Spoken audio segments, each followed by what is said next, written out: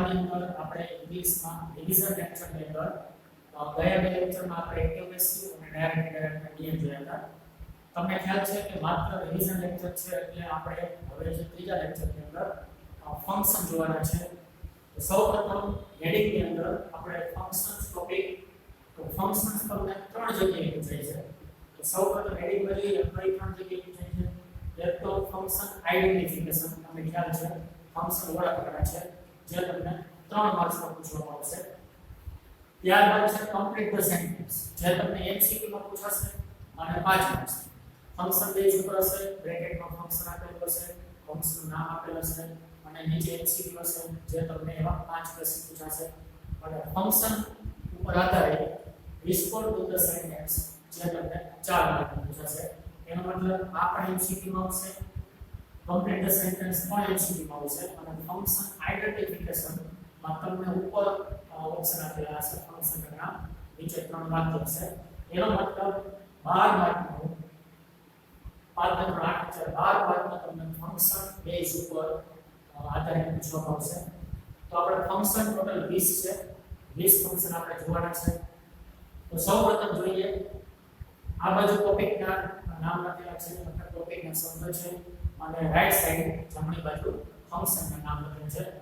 તો સૌપ્રથમ જોઈએ though, although, but, yet, however, as, in spite of, despite. આ 6 શબ્દ આપે છે. though, although, but, yet, however, as, in spite of અને despite. આ 6 માંથી કોઈ પણ શબ્દ આપેલો હોય તો તમારે યાદ રાખવાનું છે તમે ટોપિકમાં શીખી ગયા છો બે વાક્ય વિરોધી હોય એટલે જવાબમાં આવશે showing contrast. contrast યાદ રાખવાનું છે. આગળ જે showing શબ્દ લખેલ છે એનું મહત્વ નથી. આ જગ્યાએ તમને ખ્યાલ છે એક્સપ્રેસિંગ, ડિસ્ક્રાઇબિંગ કાઈ પણ હોય પાછળનો શબ્દ તમારે ખાસ યાદ રાખવાનો છે. આમાંથી આ 6 શબ્દો છે વાક્યની શરૂઆતમાં આવે, અમુક શબ્દ વાક્યમાં વચ્ચે છે. બરાબર, તમારે ખાસ જોઈ લેવાના છે. તો આ 6 શબ્દો હોય તો જવાબમાં showing contrast. ત્યારબાદ છે as soon as, no sooner, hardly અથવા scarcely, while, when અને when.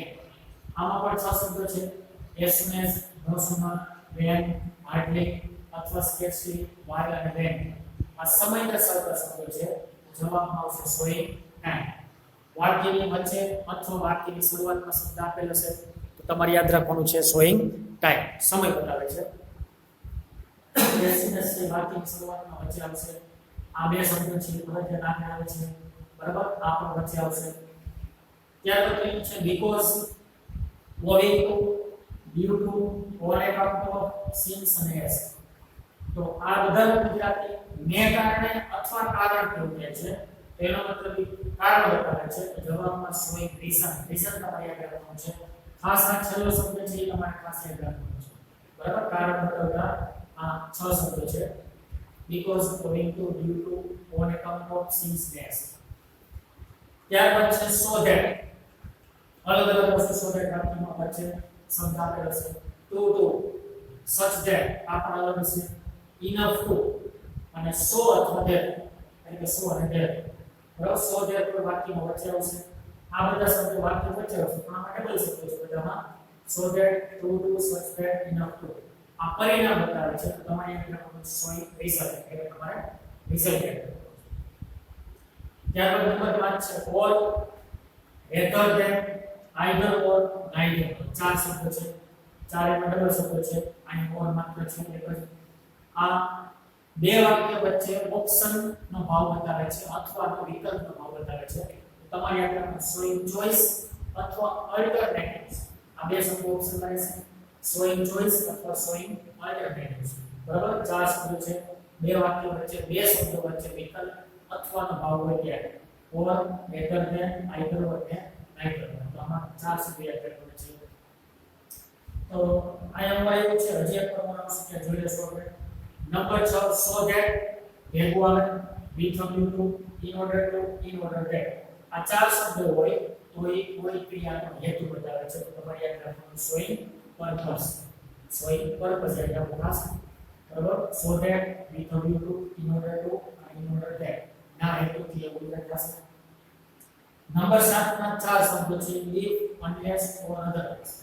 બરાબર, અહીંયા ઓ છે અહીંયા ઓ છે ખાસ ધ્યાન રાખો બે વચ્ચે ઓપ્શનનો ભાગ હોય તો આ ઓ ગણાશે જવાબમાં આવશે અને સરળ બતાવવામાં આવે if unless or otherwise ચાર શબ્દો સરળ બતાવે છે તો તમારે યાદ રાખવાનું સોઈ કન્ડિશન એટલે સરળ બરાબર ચાર શબ્દો યાદ રાખવાના છે if unless or otherwise ત્યારબાદ છે આઠમો if પ્લસ હેડ વાળું વાક્ય અથવા માત્ર હેડ વાળું વાક્ય આવે if ન હોય એવું પણ બની શકે આ બંનેમાં if છે ધ્યાન રાખજો આમાં if પછી હેડ વાળું વાક્ય હશે અથવા માત્ર હેડ વાળું પેલું વાક્ય હોય તમારે યાદ રાખવાનું condition in the past આમાં આવશે showing condition એમાં condition શબ્દ આવે છે નંબર 9 છે should what to had better ત્રણ શબ્દો છે આ સલાહ આપે છે સલાહ બતાવતા વાક્ય હોય અથવા સૂચન કરતા વાક્ય હોય તમારે યાદ રાખવાનું giving advice અથવા suggestion ત્રણ શબ્દો છે should what to had better number 10 છે એમાં બે શબ્દો છે like અને yes આ વાક્યમાં વચ્ચે આવશે ધ્યાન રાખજો like અને yes બરાબર અહીંયા જે yes છે એ yes એટલે પહેલામાં છે બરાબર આ વાક્યમાં બીજા નંબર આપેલો છે એટલે વિરોધી ગુણ બતાવે છે એટલે જવાબમાં સ્વયં ગુણ થશે અને આ yes છે એ બે વાક્ય વચ્ચે આવશે manner of an action યાદ રાખવાનું like અને yes manner of an action અહીંયા yes છે એ કારણ બતાવે છે એટલે એમાં is ત્રણ જગ્યાએ yes આવે છે આ બાજુ નંબર 11 એમાં પાંચ શબ્દો છે like alike unlike suggest same as આમાં like છે વાક્યની શરૂઆતમાં આવશે આ જે like છે બે વાક્યો વચ્ચે આવશે ખાસ ધ્યાન રાખજો like alike unlike suggest same as તો એમાં તમારે યાદ રાખવાનું talking about person આટલું યાદ રાખવું ચાલે આખું જવાબ લાંબો છે પણ વિકલ્પ ના આપેલા છે ઉપર talking about person in relation to something એવો જવાબ આવશે ત્યારબાદ 12માં એક જ શબ્દ યાદ રાખવાનો યુઝ ટુ બરાબર કહેવાયેલા હો એમાં તમારે યાદ રાખવાનું હેબિચ્યુઅલ પાસ્ટ અથવા હેબિચ્યુઅલ એક્શન બરાબર હેબિચ્યુઅલ શબ્દ કોમન છે 13મું છે ડિગ્રીઝના કોઈ પણ વાક્ય તમે ટોપિક શીખી ગયા છો ડિગ્રીના કોઈ પણ વાક્ય હોય તો બે પ્રકાર આવે છે ત્રણ ડિગ્રી છે પોઝિટિવ કમ્પેરેટિવ ને સુપરલેટિવ બરાબર ત્રણ ડિગ્રી છે એના બે પ્રકાર છે તમને ખ્યાલ છે તો એમાં ડિગ્રીના પ્રત્યે તમને ખાસ યાદ હોય as so as er than more than est અને best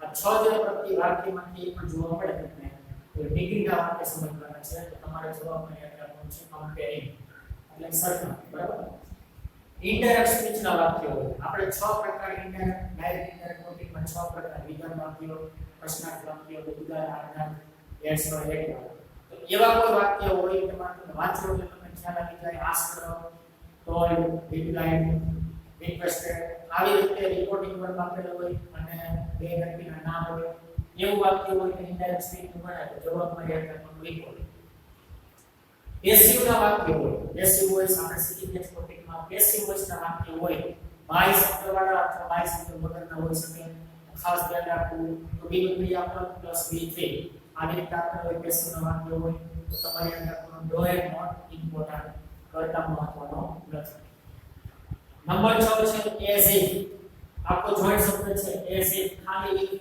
નહીં જોવાનું આખું જોવાનું થશે એઝ ઇફ વાક્યમાં વચ્ચે હશે મેકિંગ સપોઝિશન ધારણા કરવા માટે વપરાય છે if અહીંયા આવે છે અહીંયા પણ if છે બે જગ્યાએ ખાસ ધ્યાન રાખજો આમાં આખો શબ્દ છે એઝ ઇફ બરાબર મેકિંગ સપોઝિશન 17મું છે whose ત્રણ શબ્દો છે વાક્યમાં વચ્ચે હશે વ્યક્તિ માટે વપરાય છે તો જવાબમાં સ્વયં પર્સન 18માં which વ્યક્તિ સિવાય વપરાય છે અને જવાબમાં સ્વયં થિંગ બરાબર આ ત્રણ શબ્દો આવે whose વ્યક્તિ માટે છે એટલે સ્વયં પર્સન અને which એક જ શબ્દ છે વ્યક્તિ સિવાય વપરાય એટલે સ્વયં થિંગ 19 છે where અને wherever કે જ્યાં અને જ્યાં પણ બરાબર આ wherever અહીંયા when બરાબર કે જ્યારે wherever અને where આ બે શબ્દો હોય તો સ્થળ બતાવે છે તો સ્વયં પ્લેસ એટલે સ્થળ બતાવે અને લાસ્ટ છે ઉદ્ગાર વાક્ય આપેલું હોય